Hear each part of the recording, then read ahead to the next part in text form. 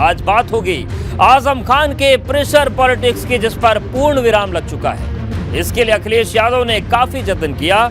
सबसे पहले खुद दिल्ली जाकर आजम खान से मुलाकात की और उसके बाद राज्यसभा में कपिल सिब्बल को भिजवाया। और जब रामपुर लोकसभा उपचुनाव के लिए प्रत्याशी की बात आई तो खुद सपा के दफ्तर से आसिम राजा के नाम का ऐलान किया। बात यहीं खत्म नहीं हुई। जब विधान परिषद के लिए 4 नाम भेजने की बारी आई तो इसमें 2 नाम आजम खान के चहेतों के रहे। यानी कि 15 दिन के भीतर आजम खान ने 3 बार अपनी ताकत दिखाई है।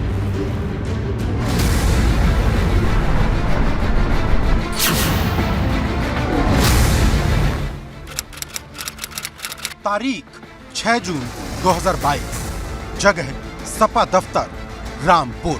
हमारे बहुत अजीज साथी, लंबा सियासी तजुर्बा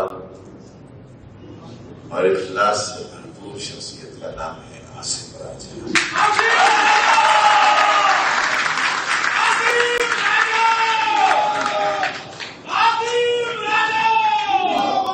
ये चुनाव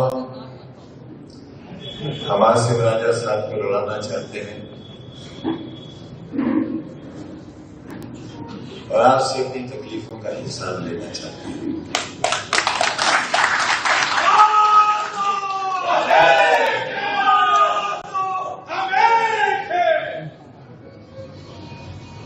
अगर जरा से भी कोताही की तो मेरी इसी हालातें और ज्यादा हो जाएंगी। मेरे लम्हे बरसों में बदल जाएंगे। मेरी तकलीफ मेरी रूह की तकलीफ में हिस्सा हो जाएगी। मेरा यकीन, मेरा भरोसा टूट जाएगा और अगर मेरा भरोसा टूट गया तो मेरा वजूद टूट जाएगा। रामपुर के जिस सपा दफ्तर से आजम के मीडिया प्रभारी फसाहत अली खान ने अखिलेश पर चुभने वाले बयान दिए थे, आजम खान ने उसी दफ्तर से अपनी ताकत का एहसास भी कराया। आमतौर पर समाजवादी पार्टी चिट्ठी जारी करके प्रत्याशी के नाम का ऐलान करती है, लेकिन आजम खान ने रामपुर लोकसभा उपचुनाव के लिए भरी सभा में प्रत्याशी के नाम पर मुहर लगाई। समाजवादी पार्टी के इसी दफ्तर से आजम परिवार के बगावती सुर सुनाई दिए थे और सपा के इसी दफ्तर से आजम खान की नाराजगी पर पूर्ण विराम भी उस वक्त लग गया जब उन्होंने आसिम राजा के नाम का ऐलान किया। इससे यह साफ हो गया कि समाजवादी पार्टी में आजम खान की हैसियत क्या है। आजम की ताकत सपा में कितनी है, इसका एहसास उन्होंने राज्यसभा चुनाव में भी करवाया।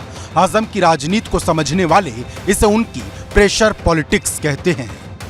देखिए, आजम की प्रेशर पॉलिटिक्स निश्चित तौर पे थी, कामयाब हुई। अखिलेश झुके और आजम के हिसाब से उन्होंने काम किया, चाहे विधान परिषद हो या राज्यसभा हो। कपिल सिब्बल का राज्यसभा जाना या विधान परिषद में आजम ने अपने लोगों को भेजा। चर्चाएं तो बहुत थी कि अगर आजम खान की मर्जी से रामपुर लोकसभा उपचुनाव के लिए प्रत्याशी का नाम तय होगा तो वो नाम तज़ीन फातिमा का होगा। लेकिन उन तमाम अटकलों पर पूर्ण विराम लग गया जब आसिम राजा के नाम का ऐलान आजम खान ने किया और ये फैसला भी बहुत सोच समझ कर लिया गया है। असल मायनों में आजम खान ने अपनी सियासत दिखाई और ये भी बताने की कोशिश की कि समाजवादी पार्टी में आज भी उनका कद कितना ऊंचा है। एक तरह से कहें तो समाजवादी पार्टी की तरफ से रामपुर में क्या सियासी हलचल होगी, इसके लिए आजम खान ही सर्वोच्च। इसके उदाहरण मुलायम के समय में भी देखे जाते थे। देखिए, आजम खान के सियासत का जो अंदाज है उसमें प्रेशर एक बहुत बड़ा शब्द है। आजम खान ने कभी मुलायम सिंह पर तो फिर कभी अखिलेश यादव पर प्रेशर बनाने की कोशिश की और देखिए वो कामयाब भी हुई। आजम खान फिर से पुराने दौर को जी रहे हैं। उन्होंने जैसे ही आसिम राजा के नाम का ऐलान किया, सपा के रामपुर दफ्तर में तालियां बजने लगी।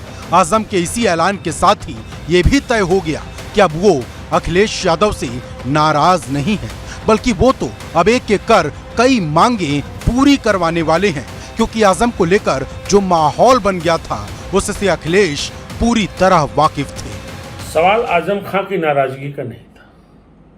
आजम खां की नाराजगी के जरिए एक संदेश जा रहा था उत्तर प्रदेश के उन मुसलमानों में जिन्होंने अभी पिछले दिनों हुए विधानसभा चुनाव में पार्टी को झूम के वोट दिया था कि पूरी की पूरी कौम नाराज है। ऐसे में आजम खां को मनाने के लिए अखिलेश यादव ने दिमाग का इस्तेमाल किया। आजम खां जो चाहते थे उनके हिसाब से अखिलेश चले। जिस दिन अखिलेश यादव आजम खान से दिल्ली के अस्पताल में मिले थे उसी दिन बहुत कुछ तय हो गया था। अगर कुछ बाकी था तो सिर्फ आजम की मांगों पर मुहर लगाना, क्योंकि डर कहीं ना कहीं पार्टी में तोड़फोड़ का भी था। शिवपाल एक तरफ से जोर लगा रहे थे, बस आजम की हाँ का इंतजार था। मुझे लगता है कि 2024 लोकसभा चुनाव को देखते हुए, दूसरा चूंकि शिवपाल यादव खुद समाजवादी पार्टी से विधायक हैं, भले ही प्रगतिशील समाजवादी पार्टी को नेता हैं टेक्निकली, लेकिन वो सपा के विधायक हैं, तो आजम और शिवपाल कोई बड़ा गेम न करें, पार्टी के भीतर कोई तोड़फोड़ न हो, शायद इसलिए आजम खां को शिवपाल से अलग करने के लिए अखिलेश ने एक तरीके से आत्मसमर्पण कर दिया। नाराजगी के मूड में भी आजम ने कभी अखिलेश का नाम नहीं लिया और जब सब कुछ ठीक हुआ तो अपनी अर्जियां सपा सुप्रीमो के पास लगाते रहे और उनका काम बिना देर किए होता गया। जानकार भी मानते हैं आजम अपने लक्ष्य में 100% सफल हुए। इस नाराजगी के बहाने आजम खान ने जो चाहा वह फैसला कराया। मतलब एक जो मकसद था उनका कि समाजवादी पार्टी की राजनीति में वो ऊंचाई के पायदान पर बैठे रहें, उनके हिसाब से फैसले हों और अखिलेश यादव फैसले मानने के लिए मजबूर हों। आजम खां 100% अपने इस मकसद में कामयाब रहे। आजम नाराज थे, इस बात को हर कोई जानता और समझता था, लेकिन जब ताकत दोबारा मिली तो नाराजगी दूर हो गई। हालांकि अब सपा के नेता इस बात को सिरे से खारिज कर देते हैं। आजम खान साहब ने कभी नहीं कहा कि अखिलेश से मेरी नाराज़गी है। लोगों ने अपने अपने आईडी हो सकता है किसी वजह से किए हों, लेकिन आजम खान साहब के अखिलेश के दरमियान कोई नहीं थे। और मीडिया ने जब भी आजम खान साहब से पूछा तो उन्होंने यही कहा कि नाराज़गी किस बात की, मेरी कोई नाराज़गी नहीं। उनके विधायक बेटे आज पार्टी की गतिविधियों में हैं, जैसा आप कह रहे हैं कि सदन में उनके साथ भी हैं, जाते हैं, अभी एमएलसी के नॉमिनेशन वगैरह में भी साथ रहे। लखनऊ और रामपुर में जो खाई पैदा हो गई थी वो मिट गई। इसके लिए अखिलेश को काफी जतन भी करना पड़ा, लेकिन एक आजम को मनाने के लिए अखिलेश ने कई नेताओं को भी नाराज कर दिया। Bureau report, ABP Ganga. Akhilesh के लिए रामपुर और लखनऊ की खाई को मिटाना जरूरी भी था, क्योंकि अखिलेश जिस रणनीति पर काम कर रहे हैं उसके लिए पुराने नेताओं का साथ जरूरी है। लेकिन परेशानी यह है कि एक नेता को मनाने के लिए दूसरे कई नेता नाराज हो रहे हैं और इसकी शुरुआत गठबंधन में झटके के साथ पड़ गई।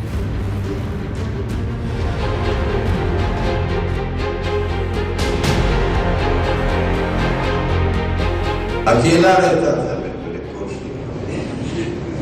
बहुत छोटी सी कब्र से थोड़ी बड़ी, जहां दूर तक इंसान का नामो निशान नहीं था।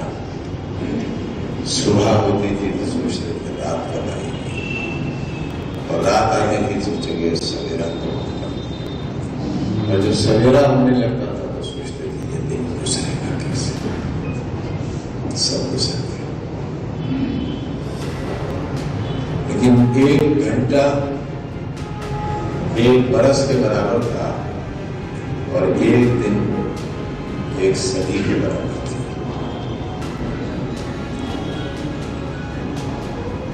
हिम्मत नहीं टूटी, इसलिए कि मेरा मालिक मेरे साथ था और मालिक के हुजूर सिवाय आंसू को पेश करने के मेरे पास कुछ नहीं।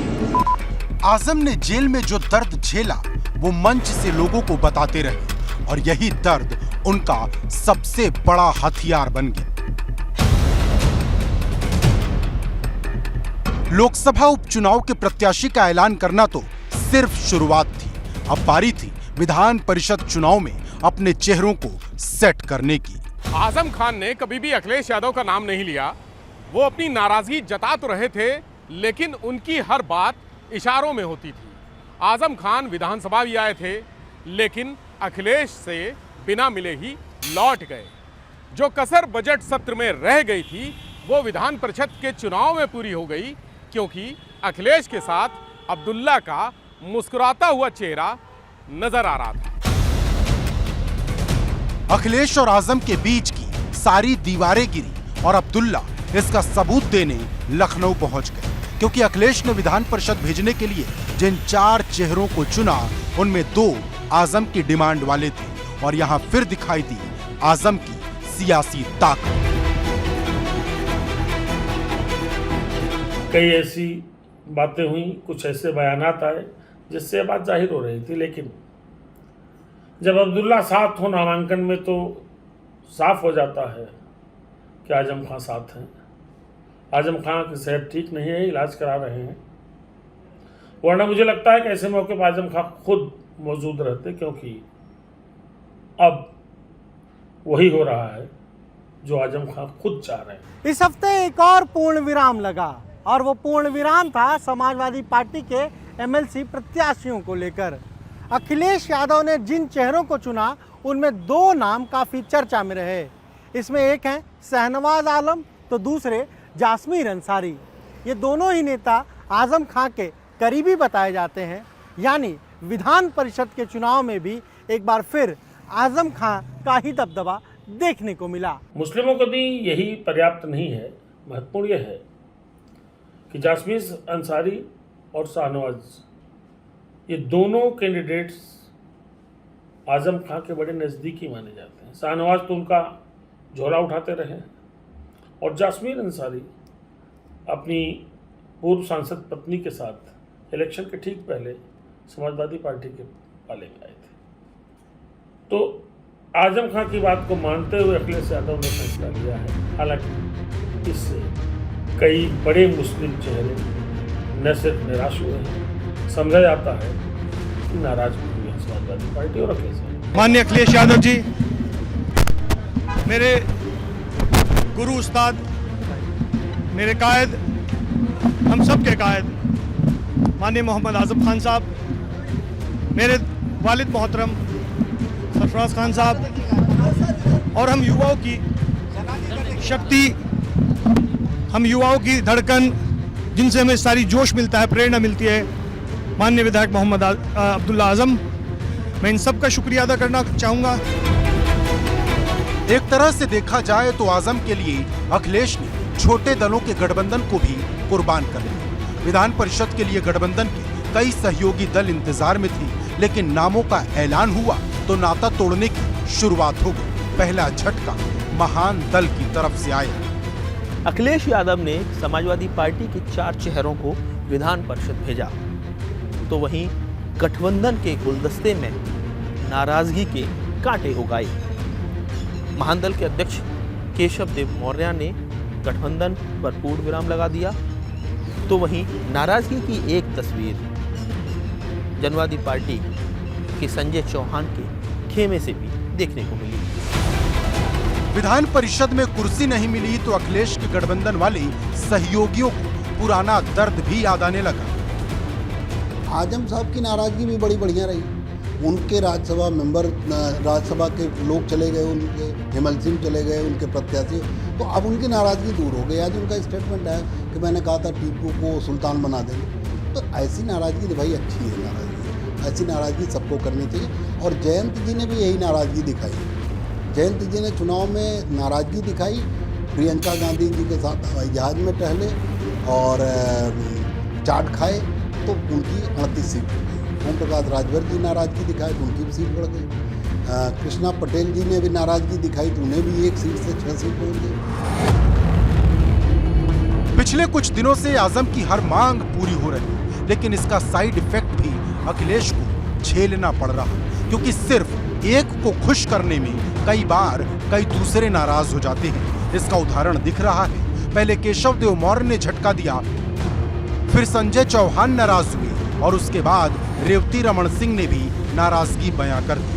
मुझे लगता है कि अभी तक तो वो बात उनकी मानते हुए नजर आ रहे हैं, लेकिन अगर ये सिलसिला जारी रहा तो समाजवादी पार्टी को निश्चित तौर पे इससे नुकसान होगा, क्योंकि अगर पूरी पार्टी किसी एक व्यक्ति या उसके किरदार के सामने इस तरह से झुकी हो, नतमस्तक हो, तो बाकी नेता उनको लगेगा कि हमारी तो फिर कोई उपयोगिता नहीं है, क्योंकि जो इतने लोग जो राज्यसभा जाना चाहते थे, जैसे रेतु रमन नाराज हो गए, जो MLC बनना चाहते थे सहयोगी दल नाराज हो गए, तो समाजवादी पार्टी सिर्फ 19% माइनॉरिटी की ही पार्टी नहीं है, बल्कि OBC की अपर कास्ट सभी की पार्टी है, और तभी उनका वोट 35% पहुँचता है, 32% पहुँचता है। लेकिन अगर सिर्फ और सिर्फ आजम खां के सामने या उनके हिसाब से ही अगर चलेगी तो मुझे लगता है पार्टी को मुश्किलें आएंगी। आजम की मांगों को जिस तरह अखिलेश पूरा कर रहे हैं, जाहिर है उससे नाराजगी बढ़ेगी। कई नेता अखिलेश के साथ भी रहेंगे, लेकिन अंदर खाने ये भी चर्चा होने लगी है कि आजम जो चाहेंगे अब वो करवाने में सक्षम हो गए हैं। आजम खां का ही दबाव था कि अखिलेश यादव को विधान परिषद के लिए 4 उम्मीदवारों में 2 मुस्लिम चेहरे देने पड़े, और वे दोनों के दोनों मुस्लिम चेहरे अखिलेश यादव की खुद की पसंद नहीं, न तो पार्टी की पसंद, ये आजम खान की पसंद। जाहिर है एक दबाव बनाया आजम खान ने अपनी मीडिया एडवाइजर फसाहत की चिट्ठी के जरिए पहले, उसके बाद समाजवादी पार्टी के नेताओं से जेल में न मिलने के फैसले से अखिलेश निश्चित रूप से इस दबाव में आए और उनको वही फैसले करने पड़े जो आजम खान वास्तव में चाहते थे। आजम और अखिलेश में दोस्ती का नया अध्याय जरूर शुरू हुआ, लेकिन इस दोस्ती के चक्कर में कई पुराने दोस्त दुश्मन बन गए हैं। अब इसमें अखिलेश को सियासी तौर पर कितना फायदा मिलेगा, ये भविष्य ही तय करेगा। Bureau report, ABP Ganga. Azam और अखिलेश में दोस्ती का नया अध्याय जरूर शुरू हुआ है, लेकिन इसके लिए अखिलेश ने पहली कुर्बानी भी दी है। ये कुर्बानी है गठबंधन के सहयोगियों को निराश करके। लेकिन सवाल यह है कि क्या आजम खान वाकई इतने मजबूत नेता हैं जिनके लिए यूपी के अलग अलग हिस्सों में छोटे छोटे दलों और पार्टी के पुराने और नए नेताओं को नजरअंदाज करना ठीक है?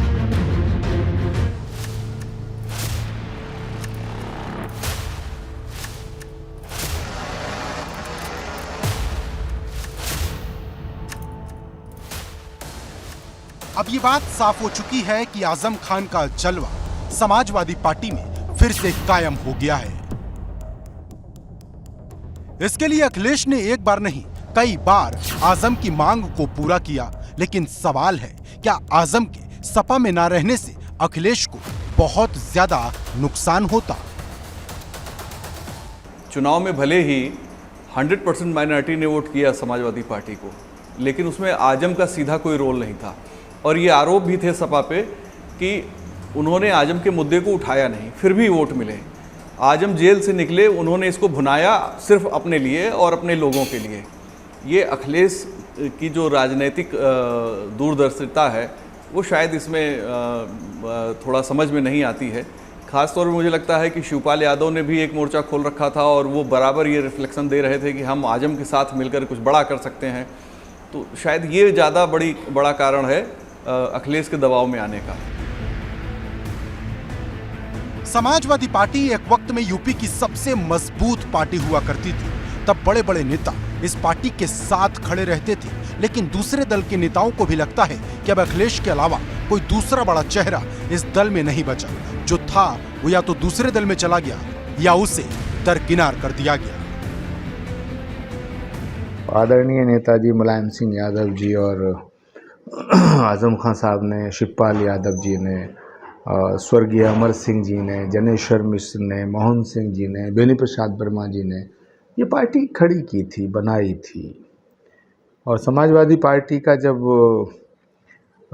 निर्माण हुआ तो बड़े अच्छे अच्छे विचारक थे, बड़े अच्छे अच्छे चिंतक थे उसमें। आज समाजवादी पार्टी में उन विचारकों का, चिंतकों का, विश्लेषकों का, नेताओं का थोड़ा अभाव है। क्या आजम खान इतने बड़े नेता हैं जो अपने दम पर मुस्लिमों का वोट प्रभावित करते हैं? क्योंकि जब आजम जेल में थे तब भी मुस्लिमों ने सपा को एक तरफा वोट किया। अखिलेश की नीतियों को लेकर कई जानकार उन्हें अलर्ट करते हैं। आजम के प्रति ज़रूरत से ज़्यादा समाजवादी पार्टी लीडरशिप का झुकना बाकी लोगों को दुखी कर रहा है, नाराज़ कर रहा है। मुझे लगता है कि अगर आप फ्यूचर की पॉलिटिक्स करना चाहते हैं 2024 की लोकसभा की, तो मुझे लगता है कि उसमें आपको बहुत अलर्ट होकर काम करना है। सिर्फ माइनॉरिटी का अकेले नेता उत्तर प्रदेश के आजम खान नहीं हैं। अगर वो अकेले नेता होते तो और भी ज़िलों में वो सीट जरूर जितवाते, लेकिन भले ही राज्यसभा में अपना आदमी भेज दें, भले ही विधान परिषद में अपना आदमी भेज दें, रामपुर के बाहर सीट जिताना आजम के बस का नज़र नहीं आता है। कोई इसे आजम की प्रेशर पॉलिटिक्स कहता है, कोई इसे अखिलेश का सरेंडर कहता है, तो कोई दूसरा नाम देता है। लेकिन आजम खान के समर्थक आजम को पश्चिमी यूपी का सबसे बड़ा नेता बताते हैं। आजम खान साहब बहुत वरिष्ठ नेता हैं, समाजवादी पार्टी के संस्थापक सदस्यों में से हैं, माननीय मुलायम सिंह के साथियों में से हैं। तो जाहिर है कि माननीय मुलायम सिंह यादव जी, माननीय मोहम्मद आजम खान और अखिलेश यादव के लिए दोनों अहम हैं और अहम रहे हैं, पार्टी के वरिष्ठ नेता हैं। इसमें कोई मुकाबले की बात नहीं। कितने अहम हैं ये तो नहीं नापा जा सकता, लेकिन जाहिर है कि वरिष्ठ नेता अहम ही होते हैं। दरअसल अखिलेश को सबसे बड़ी चिंता लोकसभा चुनाव की है, क्योंकि 2014 में 5 सीट जीतने वाले अखिलेश 2024 में बसपा से गठबंधन के बाद भी 5 सीट पर ही टिके रहे। अगर आजम छिटक गए तो पश्चिमी यूपी में जो सीटें पिछले लोकसभा चुनाव में जीते थे उस पर भी खतरा बढ़ सकता है। आज न तो उतना मजबूत गठबंधन है अखिलेश जी के पास, और आज भारतीय जनता पार्टी और मजबूत हुई हिंदुत्व के मामले में। इसलिए अखिलेश जी को लगता है कि हो सकता है कहीं ऐसा ना हो कि हम बहुत कम सीटों पे सिमट जाएं, 2-4 सीटों पे सिमट जाएं।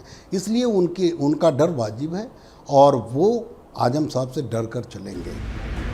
आजम के करीबियों को विधान परिषद भेजकर अखिलेश ने सिर्फ छोटे दलों को ही नाराज नहीं किया, उन दूसरे मुस्लिम नेताओं की उम्मीदों को भी तोड़ा जो या तो पहले से पार्टी में हैं या फिर चुनाव से पहले सपा में शामिल हुए थे। आजम के सामने जिस तरह से नतमस्तक है सपा नेतृत्व, तो निश्चित है कि पश्चिमी उत्तर प्रदेश के जो दूसरे छत्रप हैं, जिनका अपना असर है, वर्चस्व है, भले ही अपने ज़िले में हो, या कुछ ऐसे लोग हैं जैसे इमरान मसूद का तो एक ज़िले से ज़्यादा असर है। इमरान मसूद को वादा भी किया था, उन्होंने विधानसभा कांग्रेस छोड़ के आए सपा में, इसके बावजूद उनको विधानसभा टिकट नहीं मिला। एक उनका वीडियो भी वायरल हुआ था, उस पर काफ़ी किरकिरी हुई थी। अब इमरान मसूद को नज़रअंदाज करना और ये कहना कि आगे कभी एडजस्ट करेंगे, मुझे लगता है इससे जो माइनॉरिटी के दूसरे नेता हैं वो भी सपा से नाराज होंगे। नाराजगी का एक किस्सा शिवपाल यादव का भी है। पार्टी में सम्मान न मिलने के चलते वो अलग रास्ते पर हैं। प्रसपा के नेता अखिलेश यादव की सिद्धांत और संवेदना पर सवाल उठाते हैं। अखिलेश जी की राजनीति में सिद्धांतों, संवेदनाओं और समाजवाद के लिए अब कोई जगह नहीं है। वो गिले शिकवे का अर्थ ही नहीं समझते। उनसे वफा की उम्मीद करना जैसे बबूल के पेड़ से छाह की उम्मीद करना है।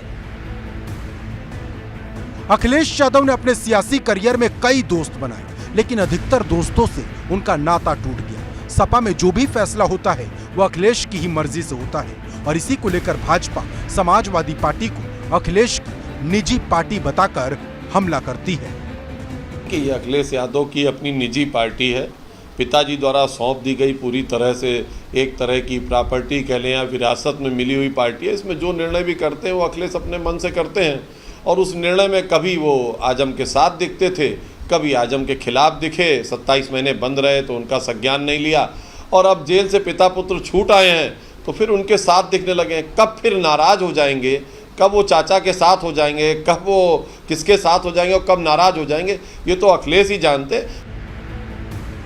अखिलेश यादव के फैसले चौंकाने वाले रहते हैं। अब इंतजार है जब अपने फैसलों से वो नतीजे भी चौंकाने वाले ही लाएं।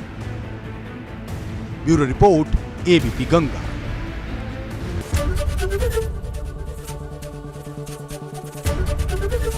एबीपी गंगा, खबर आपकी, जुबान आपकी।